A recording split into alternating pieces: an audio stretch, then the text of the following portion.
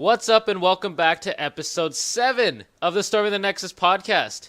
We're back with another week of Heroes of the Storm news, and I'm Jeremy Quick, and this week, you know who Kyle Lanfear is. How are you today, sir? Good. I'm good. Are you good? I'm good. Lots That's to talk about this week. We got another game. And Mike Chorman, looking a little different. What's new? I chopped a foot off. He's very smooth. You sure it was a foot? I'm not that smooth. This is 15 hours of growth, and I am coarse sandpaper. Brilliant. I was smooth as up here last night. So next week you're going bald for us, right? Oh. So next week I'll shave my chest hair. Wow. Not that you see it anyway. Did not need to know that. So, first Bill. up this week, on actual Here's the Storm news, we got a new casted game, again on Cursed Hollow by Day 9 and Dustin Browder. During the match, we saw Raynor's ult used a few times, and twice it actually appears that the Hyperion was destroyed early. What was the cause of this, Sophist? It's just consistent with the lore.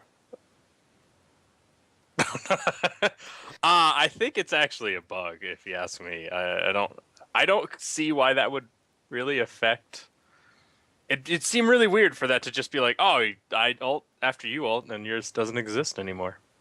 Like it's weird. I don't know. He's talking about Falstad's ult.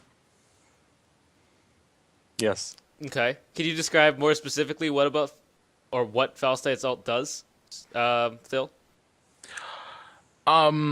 Based on watching the video, it does like this crazy nova of lightning shockwave thing. But from the tooltip I read at BlizzCon, it said that you drop down above an enemy hero. That was 4 months ago. Yeah, exactly. So, and you attack him a few times, and it sounded like it was a cross-map teleport.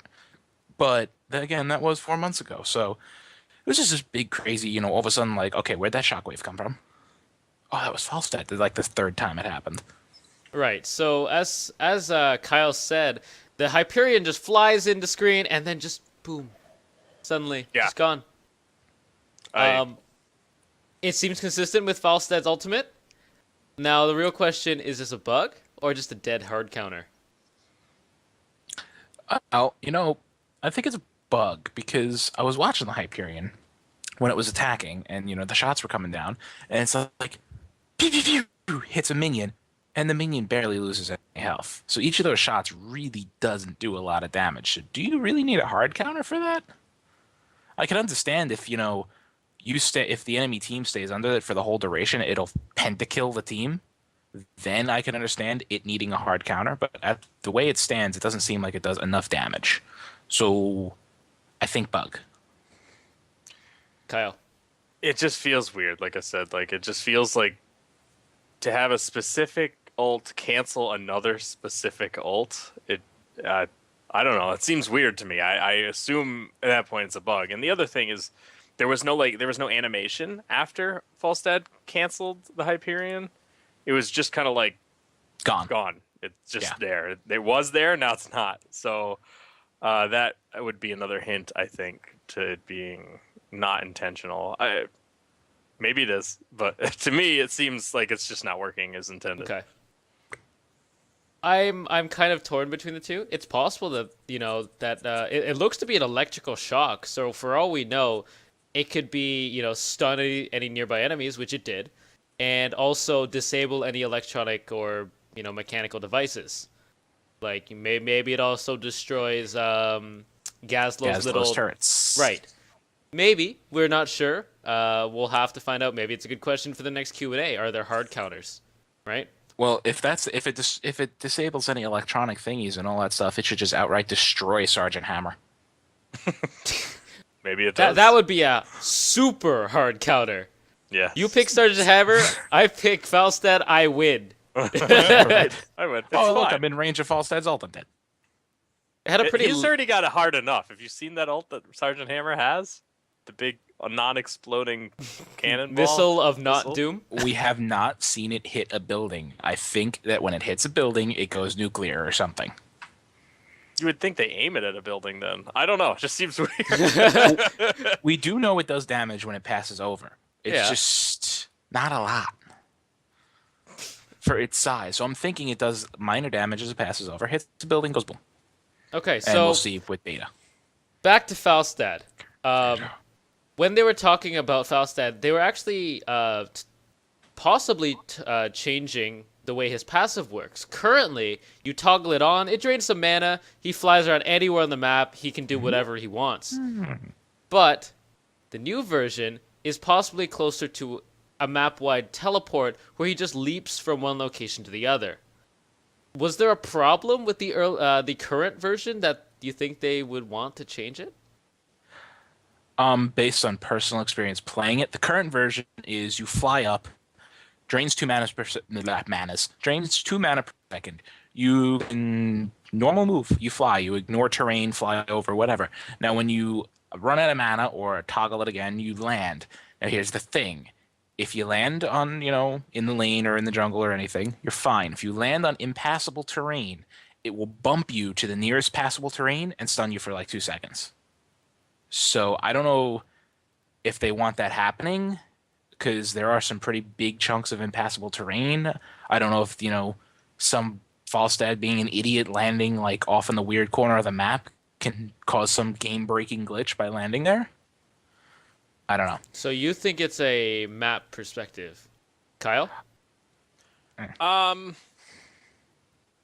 think maybe the ETC style is more in the flavor of heroes. There's not really any other champions that I know of right now that can just up and fly away. And it seems to get him out of a lot of situations that he shouldn't be in, that he's just like, oh, I'll just go over this. I'm fine. Like, it seems like, oddly enough, I think that's more powerful than the map-wide teleport. So, I don't know. Maybe I'm wrong. It could, there is, like I said, there's some cool things. Like, I'm really excited to see ETC or Abathur, their ability to teleport over large areas of the map. But maybe it's just something that they're a little hesitant because of the ability to just fly whenever, or maybe just put on a big cooldown. Like, you can fly, it will drain mana per second, but when you're done, you have to. It goes on cooldown for a certain amount of time. That's reasonable. That is reasonable. I'm on the side of you, Kyle. I really think it's just a balancing issue. I mean, being able to fly anywhere. I think level 9, 10, you're around 500 mana. And at 2 mana a second, you can fly for 250 seconds. Math. Yes. Which is 4 minutes. That's sweet. If you want to. That is, put it in this way. That is 1/5. Is that 1/5? 1/5 of the time that they Math. want these maps? 1/5 of the amount of time they want these matches to take? Like, that's insane. That's obviously not including, attacking, stuff like that, but don't forget he has passive regen. So it's going to be 250 seconds plus whatever mana he regens during the time. That's just absurd. That's a lot. And not to mention the area between lanes, especially on Cursed Hollow, which I made a map of, which is just kind of just a giant maze of paths that have gankable routes. You can just go straight, just a dead path, and it takes them like 5 seconds to 10 seconds shorter. Yeah. There's something I noticed, though. Could you in see both... the troll? Go ahead. The troll. Could you just Yeah, could you see someone trolling with him and just be like, yeah. I'm going, like, if they give you the ability to get like mana regen or whatever, and some before you jump into the match, Yeah. the troll that's just like, I'm playing Falstad and I'm flying around the circle of the map just over and I'm not playing ever. Yeah. Well, Can you just see that? I could see that. That would be awful. oh my god, I never even. Congratulations. Congratulations, you just started a new meta. Yeah. What do? We're going to roll 5 Falstads and we're just going to fly around. We're just going to backdoor the entire thing right away. But I remember the devs talking about it. Like, there was a talent somewhere near the beginning that included mana. And if you take that, you would never, ever, ever run out of mana, and you could just fly indefinitely. And they were like, we're probably going to need to fix this eventually. But right now, no. Based on what I saw in the video and when I played him, it seems that you don't lose vision of Falstad as quickly. I mean, for one, brush doesn't work. He's over the brush. And second, when he goes over a barrier into the fog of war, he kind of stays visible for like a second or two before going poof. And that got him killed in this video Because he goes over, he's out of lane and he's out of range, but Nova was still able to target her triple tap on him, and he had nowhere to go. If he was on the ground, he would have survived. But being up in the air, it's all 3 shots had no contest. They just went pew, pew, pew, and he was dead. So, I mean, it seems like a kind of a counter there, but is that enough? Okay. I don't think so. So, what would you like to see when beta starts? Would you like to see the current version maybe with like a cooldown, as Kyle said, or do you want to see the new version, which is basically a teleport? I want them to try both out, because I don't know how the teleport will work. I want to get my hands on both versions and see what I like better. Okay. I think if they can make it work with like a cooldown of some sort, with the version, some sort of hybrid version of what it is now, like you can toggle it, but when it's done, you have to wait. You can't just like land and take off again. Because I'd like to see them try something a little different, and challenge the way that some of these mechanics are portrayed in these games. So if they're able to pull that off, then I think that's really good. I just don't want it to be too strong. Yeah. I mean, but also you got it. Falstead's really squishy. And if I remember correctly, he had no survivability talents when I played him. Okay. None that I remember, anyway. So he was always squishy. I mean, his only survivability was his E ability, where he does a little barrel roll and gains a shield. And by shield, I mean, like, negates 80 damage, which is an auto attack. Okay. So, moving on then. Also in the cast, Dustin Browder said that the final fort in each lane also spawns an additional cannon minion in that lane when it is destroyed. So, in League terms, it's when an inhibitor is destroyed, but it's permanent. But probably not that powerful. I mean, it's really not that noticeable, since when the final tier forts go down, it's usually going to be game over within the next couple minutes. Mm-hmm. What do you think about this? Is this extra minion really needed? I think it helps end the game. Early. Yeah, it helps end the game. It gives you that extra little 1% you might need, but at this point in the game, I don't know if it's needed or not. It gives you some extra experience for the other team. Right. Yeah, it's constantly pushing in, which means that lane is always going to be pushing in, and you get the extra EXP from a minion. Mm-hmm. It almost seems like it's there to push back. It's kill that fort, and then there's a double-edged sword. One side, you know that lane's pushing, they constantly have to deal with it. The other side is you're constantly feeding them XP, because that lane's just going to keep pushing and pushing and pushing. Yeah, I mean, you see this in other games as well, sort of. Where in League of Legends, you get the super minions when you destroy the inhibitors. Except in this case, the forts don't come back. So once you start spawning those things, they're there. Yeah, so I think it's just a balance of how much you're giving extra XP to the other team versus how helpful they are. So if you wanted to end the game, then you want to make sure that these I believe they're cannon minions. Catapults, I think you said. I think they're catapults that you want to make sure that they're fairly effective, that they actually do some sort of job, as opposed to just go in there and immediately get. I mean, you can't make them too powerful, but you don't want them to go in there and just get insta-gibbed for extra free XP. True. I've got to agree with you. I mean, I was going to say it really depends on the relative strength of them. If they're super powerful and they just, it takes 1 or 2 full members to take them on as they come in, they're going to be well worth it. But if they're weak, then it may just be kind of nice, but otherwise they're just kind of going in and dying. Yeah. And allowing the other team to catch up. But, I mean, they don't want the full snowball, but the games are so short. Usually when that first tower dies, it's not going to be that impactful. The game's going to be over within the next team fight or so. Yeah, I think the thing is you don't want to make them more powerful than the jungle creeps. Like the jungle creeps, you want to make sure that those are still objectives late in the game. So you want to make sure that they're able to take out the catapults, but you want to make sure the catapults have a significant advantage over the other lanes so that the lanes can push in to without your assistance. Okay. Speaking of jungle creeps now, there's technically 3 types on Cursed Hollow. We have the Grave Golem. As you know, the Grave Golem is basically in every map, and it's just a giant, beefy tank who deals quite a lot of damage. I mean, there's one on each side which is different for Cursed Hollow. What do you think of it? It's Baron with legs. I mean, no, but I mean the buff is you get him to walk down the lane basically. Mm-hmm. So I mean it's beefy. It takes all 5 members to effectively take him down. He could probably easily take down a solo member of the team. So that's my thoughts on it. As far as 2 being on Cursed Hollow, nice counterplay. Yeah, I think a smart team takes the one if they're winning a game. Unlike I think how we've seen it in the past, a smart team tries to take the one on the opposite side of the map. But I don't know how that would. I mean, I assume that it still goes that direction, and then Yeah. you. So I mean, a smart team would take that one and then retreat back, let that one push, get the other one, and then push in with the other one, or something similar. Right. They're very, very important though. They Oh, they yeah. are very impactful. That's something I do have to say. Like from what we've seen, they have a significant impact on these games. Yeah, they're not So- even they're a secondary objective, but they're so impactful that I would call them primary objective number 2, to be perfectly honest. Right. There's probably, once this game goes out, a lot more control that's going to be based around them because, frankly, have a huge impact on the game. We saw that in this game, like when they finally decided to take the Grave Golem. I mean, the game lasted 20 something minutes.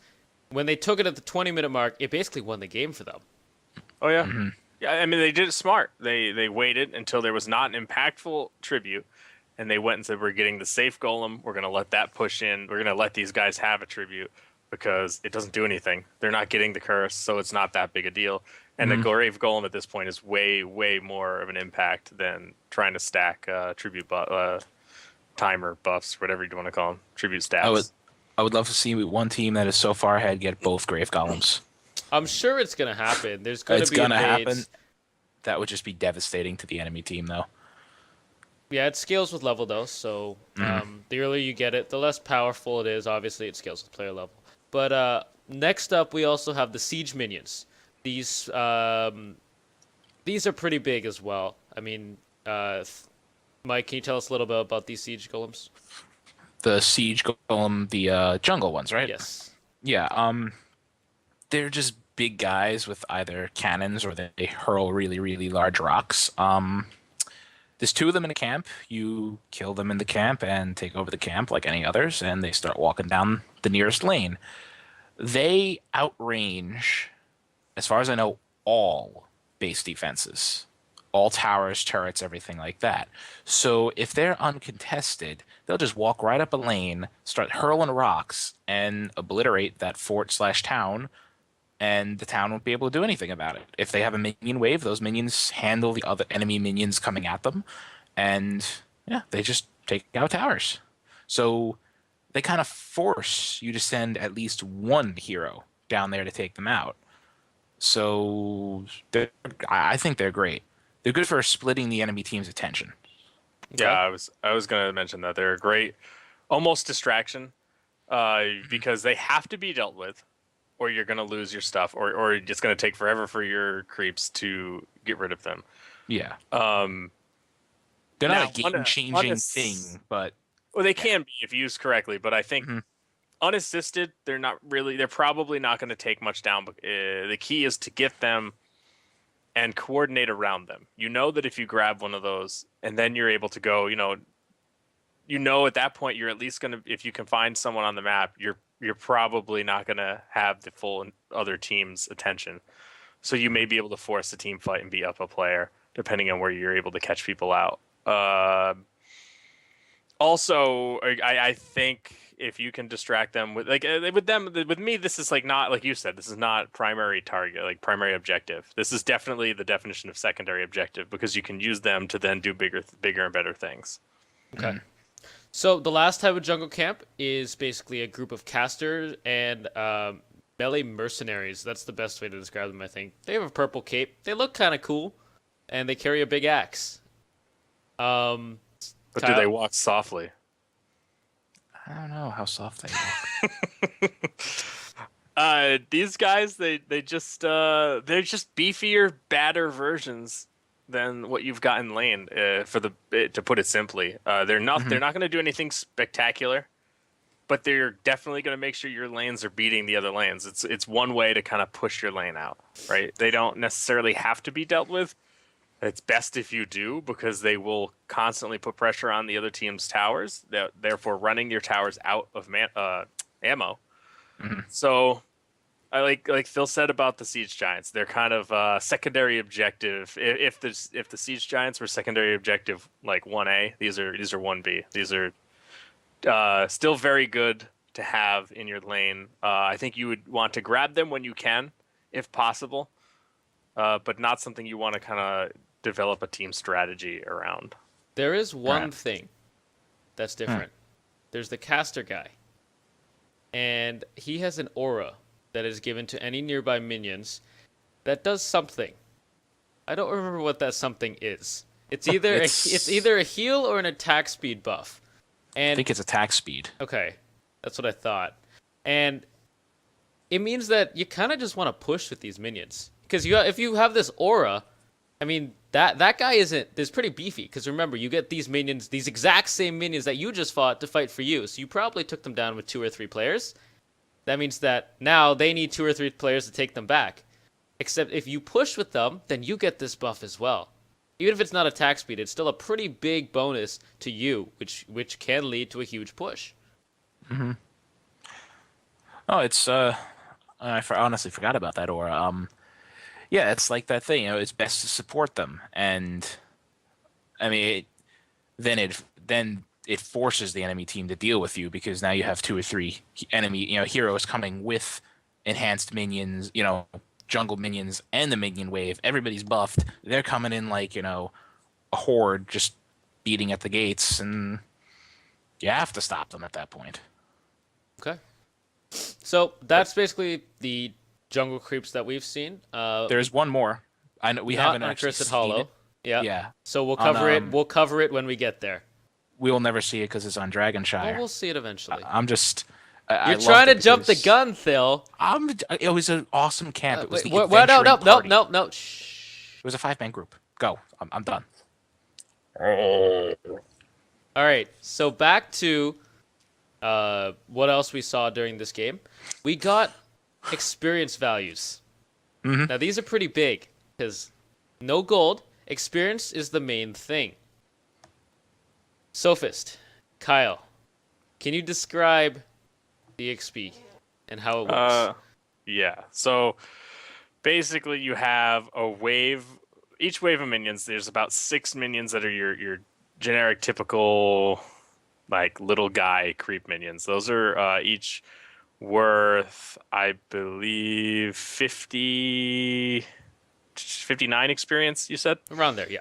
Yeah, 59 experience apiece for those, plus the special minion, which is 145 experience. So all those together, you're getting about 499 experience per wave, right? Shared amongst your team as long as someone's in there to grab those. I don't know if you want me to go over the hero experience. Yeah, The hero experience, for killing a hero, you're going to get 486 experience for killing a hero. So that is Now- less than 1 wave. less of- than 1 wave of minions for getting a hero kill. That doesn't seem like a lot. What are your opinions on this, Mike? Okay, that's 15 experience. No, that's even less. That's 13 experience less for a hero versus a full wave of minions. Now, my only thing is, how much experience do you need to get a level? Is the question. Because if you need 500 experience, then screw the enemy champions, go for a minion wave. If you need 20,000, then you're really not going to see the major difference here. I would say, unless I'm completely talking out of my ass right I'm not sure now. where you're going with this. But it's not that big of a difference, really. If in the grand scheme of things, it's 13 experience. It's really not a big deal. But it's more of how do I put it? Well, we were talking before the show, and I think Sophist said that it was this is an objective-based game, so it kind of you want to push the enemy out of lanes so you can farm the experience, and as Kyle said, it's a bonus. You get a hero kill, you got a bonus. I don't think I'm you said stealing that. your right. I'm pretty sure that I said that. you You got said it that. I completely don't know. wrong. One of you said that, I agreed. Yeah. That makes a difference. and I agree too. That's why I'm repeating it. My issue with this is the only issue I really have with this because I think maybe you're right. It just needs to be a bonus to kill these champions. I would like to see something more for killing a champion because in all actuality these games are still about kill, like you want to kill the other people, like you don't like to be like, oh well, I could go for this kill or I could just sit in this lane and get more experience, so I'm not gonna chase you in there. I'm gonna let you go away. Like that just seems weird. Like I'd want to see some sort of bonus, whether it be individually, I think would be cool. Some sort of individual bonus. You keep the team XP there, but you give them, I don't know, you get like a buff for a certain amount of time after you've killed the champion, and maybe it increases if you get a double kill or something like that for a short period of time. I don't know what else they could do. I mean, I'd like to maybe think about this a little more because it's an interesting topic. I don't know. I don't know if it's enough. Like I don't mind it too much. You're right that it's an objective based game, so they want to avoid the like individual accomplishments. Mhm. But I think there needs to be something there. I think you want to feel good that you've killed someone. You want to feel good that you've done well. Like even if it's not huge, just saying that you killed the guy, but knowing full well that if I had just stayed in the lane and soaked up the experience, that would have been more valuable to my team. Yeah. I don't know. How much in League? How much is a wave of minions versus a champion? You're going to theory crafting here that none of us that pretty sure care Yeah. about. I know. I'm just thinking. I'm like, because in League it's a vast difference, right? You're talking that we don't know. Yeah, I don't know. I don't know either. That's Why I'm would you asking. bring it up? Because I'm asking. I figured one of you might know. No. Okay. So I Mm, disagree with Kyle. I think this is enough. It's an objective-based game, which means that the idea is pushing them out of lane. By killing them, you're not killing them for the XP, but you're killing them instead for their death timer, which increases so quickly throughout the game. I mean, by that like 15-minute mark, you're looking at 40, 50-second death timers. Yeah. Yeah. I just think that's boring. I think I would rather have something to make me Right. feel I kind of agree. I mean, that's great. I mean, if you're playing competitively, you'll know I just killed this guy. We have a 50-second power play. Like, like competitive people will feel good inside. But for new people or for those who don't understand the objective gameplay so well, there's not enough flash there. Like, I killed him. What did I get? No, not much. I got a sign that says blue hero killed. Yeah. And then a tiny name that says who it is, but is that You got a really number. exciting? Something. I don't know. You got No. a 1 on your stats. I mean, maybe it can just like blow giant balloons above you. You'd say, "Yay, you did it!" But I think I agree with you in that aspect. There needs to be some kind of feel good moment. But Yeah. I think in regards to the actual gameplay, it's perfectly fine.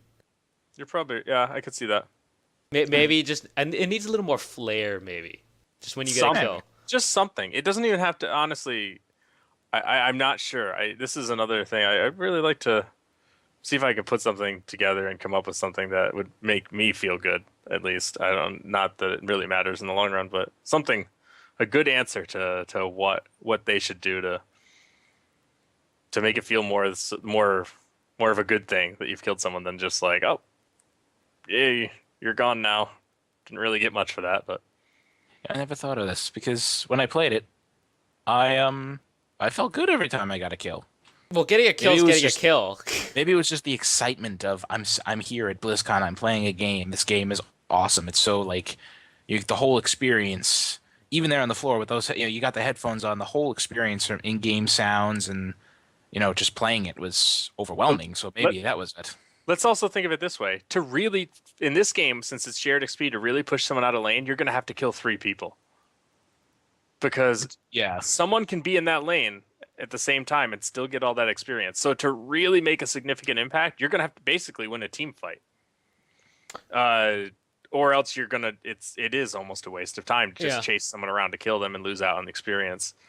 With the amount of sustain that's in the game as well, it's going It's to be very very difficult. I think that these, I mean, kills mostly happen around the objectives. Cursed Hollow, you have the tributes. That's normally where kills happen. Not really in the lane unless you get like a 4-man thing. And then, you're missing from a lane, which means that they're getting a lane of creeps, you're getting a kill. I mean, it's an even trade. It almost feels like it doesn't reward ganking in a way. And Yeah. almost feels like this really benefits Abathur. Yeah. Because I'm Kinda pretty does. sure, you look at the AXP range, which I'm pretty sure I'm assuming is circular like any other game. If it's being pushed into tower, and the tower has significant ammo, and he sits behind that tower, which by the way gates block vision, which means that they won't know he's back there, then he can technically be participating in a gank down bottom, 4v1 or 4v2 or however, helping out, soaking the EXP up top with someone else in mid, and they're still getting all the lanes. Yep. Yeah, that would work. I mean, top would have to be pushed, but still, yeah, that's. I do. Like I said, I think right now I would just like to see some sort of like feel good moment for when you get a kill. I'm not sure what that would be because the way the game is built right now, it would have to be. It's a tricky situation to kind of deal with Right.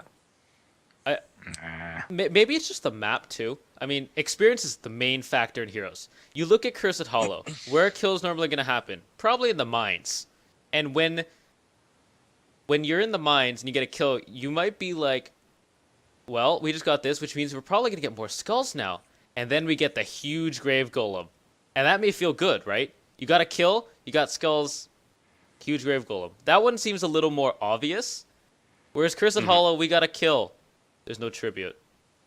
Well, we got a Yeah. kill. That's good, but Yeah. Or, Yeah. Blackheart's Bay, we got a kill. We got 2 kills. Let's turn in. Oh, look, he's firing. That's a feel-good moment, right? yeah. Or even Yeah. we got a kill. Oh my god, look, he just exploded into a fountain Right. of coins. Each of those other maps have some kind of, we did it. Now let's get our amazing feeling. Whereas Cursed Hollow, it doesn't have that permanent objective, and it's just rotations of objectives, which maybe is the reason why it doesn't feel that great on that map. Maybe. Could be. Could be. That was my theory-crafting moment of the show. Yes. All right. Our last topic of the day, then. Recently, on Reddit and BlizzPro, our a friend of BlizzPro, wrote an article on the surrender mechanic in other games. For example, in League, you need 4 out of 5 players, or around an 80% agreement to surrender. Do you think a surrender mechanic is actually needed for Heroes of the Storm? Kyle, you first. I don't see why not. To me, it doesn't seem that controversial. I mean, if people are done with the game, then let them vote on it. But the way they do it in League seems absolutely fine to me. If people aren't willing to give up, then you got to keep playing. I'm not sure why you wouldn't want to put it in there just to force people through. I would just feel bad sometimes if you're just getting.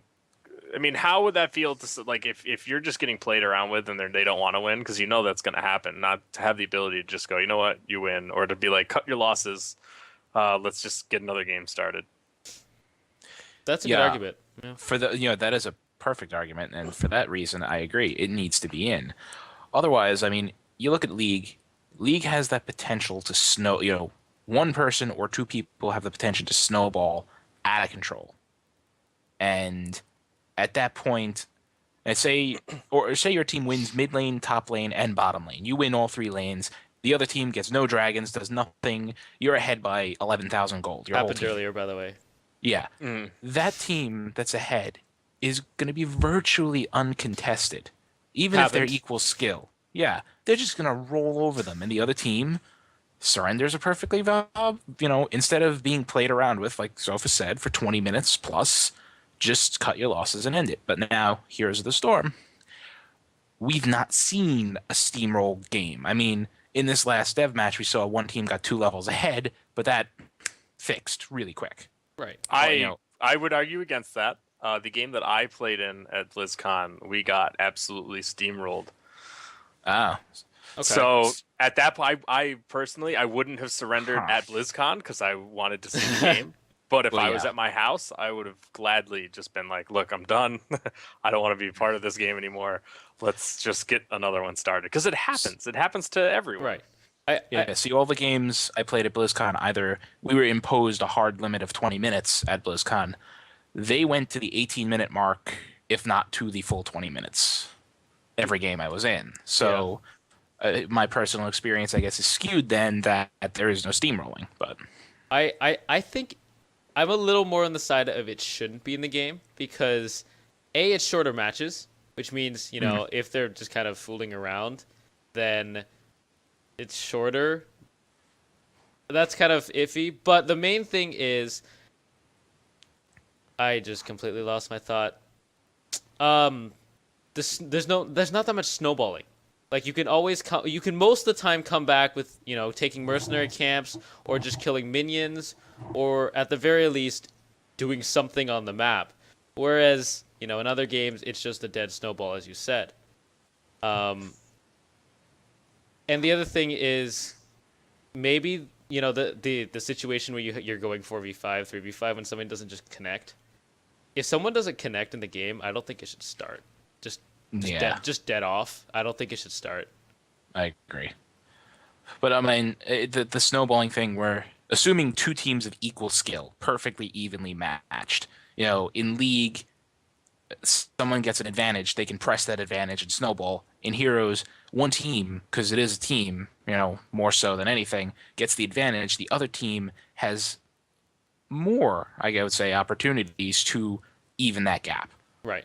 I mean, and they said, you know, the breakpoint, a one level difference isn't the end of the world, unless it's like, you know, level 9 to 10 or 19 to 20, where you get the, you know, your ultimate and the storm powers and everything.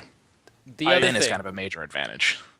I don't know. I don't agree with that because I also think that if a team is smart, they don't let you They don't let you catch up. They don't let you just farm in a lane. They'll just put someone there and just say, if you're going to try and get experience, we're getting the same experience. We can still beat you 4v4, or we can beat you 5v5. We're Right. still ahead. I just don't see a reason why it wouldn't. Like, I have not heard a reason why it shouldn't be in there. Maybe you can put a time limit on it. Say you can't surrender before 15 minutes or something like that. I mean, they are short games, but there are some times where, like you said, sometimes even someone DCs and they don't come back.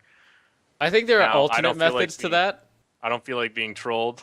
I don't want to just sit here and let you mess around and not win, or do some silly stuff like, oh, we're only gonna push. We're just gonna farm the jungle camps and then push them in and wait, and then do it again and then wait.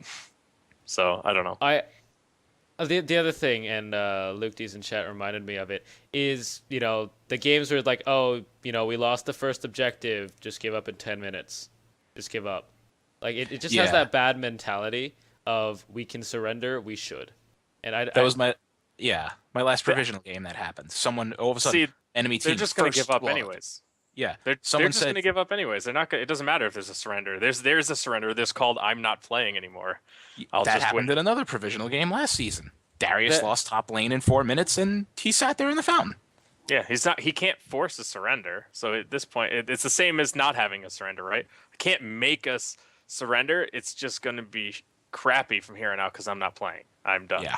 And you can report them, yes, but I feel like at least having the option is better. It's better to have the option than to not have the option. I agree. Will it be used as often in Heroes? Probably Probably not. not. Yeah. Yeah, Because they said, you know, we had one game at the office, one game that lasted 35 minutes, and that seemed like, you know, like a shock to them or something. I mean, how many League games do you see go to the 70-minute mark? yeah. Yeah, I mean, this is why it's controversial. Some people want it because, well, what happens if we get those games that you Yeah, what talked happens about? if you get but- those games? Some people Also, hate what it. happens if you have to be somewhere? What happens if you have to be somewhere? Right? You're playing with a group of friends and you go, okay, I got to be done in 25 minutes. So Now this you're just game shouldn't- picking. You know the standard answer to that. You're just gonna leave, right? Right. But you could just surrender. Like if you're with a group of friends, which is where they want you to play, then you just surrender and say, "You guys win. We have to get out of here." Because I've had that happen to me in League 2. You're like, we have two people that have to leave.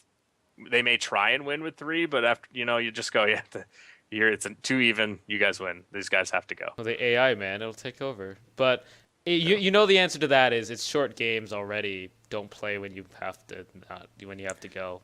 No, Yeah, I mean, It's a really touchy subject. I'm not sure it is. I think people that just don't want it in there are just not thinking the whole thing through. It's like, don't give them an option because I don't want you to have an option. yeah. Well, I mean, at this point, why not have it?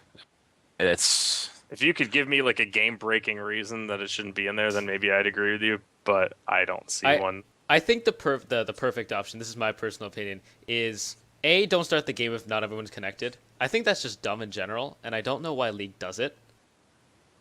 Because Yeah, that's maybe just cancel the game and go back to lobby. Like why do we start a game 4v5 intentionally? Like that's just a mess. But yeah. hopefully, like even with the shorter games, that hopefully won't happen. And maybe if they do that, if a player disconnects or something, give them the option, like say 5 minutes. If they don't reconnect within 5 minutes, you can surrender. Because having a DC always sucks. yeah, I agree. Like maybe it should be there, but in specific circumstances, like if a game is 20 minutes plus, long games where they're not ending it, or a player disconnects, which happens for whatever reason quite often. Yeah, I don't think you want to give them the option to surrender after 5 minutes. That's silly. Yeah, and then that would lead to situations like I described, where it's, we gave up the first tribute. Oh, it's 5 minutes. Let's just get out of here. Yeah, let's just get out of here. They already got the advantage. No, you want to have them play a game, right? But I think, like I said, 15 minutes maybe. I think you want it to be a little shorter than where League is at because League has longer games. Yeah. So this one you shorten it a little so that you can say, it's pretty obvious at this point in the game who's going to win this game. Unless things are going crazy, then I don't see why you would surrender. Right. Then you just say, you know what, you guys win. Thanks for playing. It was a good game. Let's move along. Yeah. I think I can compromise with that as long as it's not, you can surrender whatever you want. As long as it's, within a couple minutes of a DC, because that always sucks fighting 4v5, and you can't surrender at 2 minutes in. That'd be great. And I think it'd be a welcome feature if it has these good stipulations on it. Because if not, they'll be... Damn it. Exactly, yep. We gave up 3 kills already. Just sit on base for another 3 minutes. We'll just surrender and move on. And that's just not a great attitude to have in the game. Yeah, I agree. I hate that. 3 minutes into the game, enemy team, first blood. Oops, surrender at 20. Yep. That is exactly what they say. Oh, surrender at 20. Like, it's 1 kill. The game's not over. First blood, man. First blood. Oh, well, somebody screwed up. What happens if you come back and have the most fantastic game as a team and you destroy them completely? You don't know that. You can't know that. It's a MOBA thing. It's a MOBA thing. I'm aware. Why are we zooming in on my face? It's a sport thing. That happens in football and soccer and ice boxing. Smooth. Mike from Staten Island, a.k.a. Thilladren. You can follow him at Thilladren. For some reason, there is no lower third for you. It seems to have disappeared. So we'll use this instead. Look at that old beard and mustache. Look at the new one. Old beard and mustache. I do miss it, considering I shaved that off last night, and then today it snowed like 8 or 10 inches, and I had to go out in it. And as soon as I walked out, I was like, it's cold. I went like this. I went, I miss you, my precious. All right. Like I felt wind on my face. Kyle, aka Sophist. You can find him at The Real Sophist. Your thing is also not there for whatever reason. It's right there. No, it's right here. At The Real Sophist. It's right here. You can follow me at Squishei. Oh, he gets I have one, apparently.